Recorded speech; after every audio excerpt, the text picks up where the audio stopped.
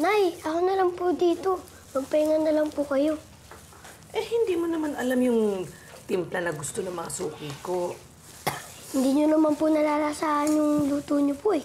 Kasi po, sabi po ng teacher ko, kapag may sipon, hindi po masyado nakakalasa ng pagkain. Talino naman po anak ko talaga, no?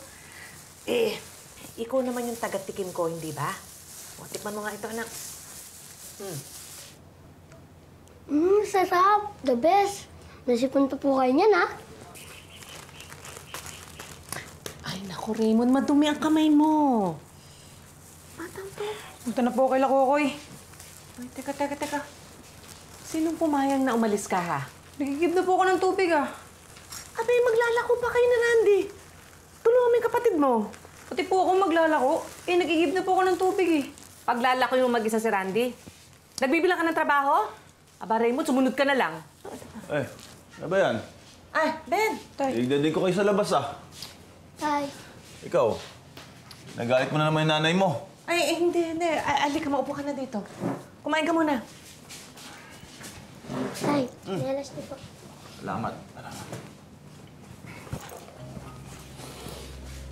Tay, tikman niyo po yung luto ni nanay. Siya best. Ito po, best, kukuhanan ah. ko po kayo. Yun. Oy, ikaw Raymond, ba't di ka tumulong sa kapatid mo? Mabait na, masipag pa. Ikaw yung pangali doon, dapat ikaw yung naaasahan. Tapos ikaw pa yung pasaway. Hindi ka ba nahihiya niyan? Oy! Hayaan mo na. Kuya, kain na tayo.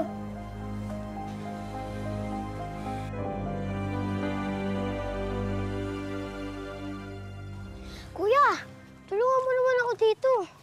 Kuya, bagalan mo lang yung lakad mo. Huwag mo nga ako susundan. Saan ka pa pupunta, kuya?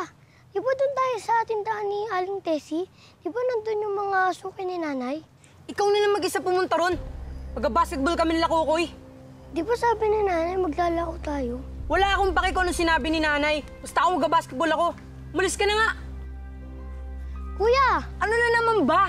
paano pag tinanong ka ni nanay kung nasaan ka? Bakit magusumbong ka, ha?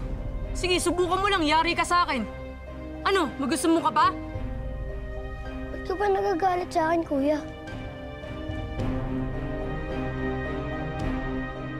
Habang lumalaki si Raymond, palihim na lumaki rin ang galit at inggit niya sa kapatid niyang si Randy. Ayon sa kanya,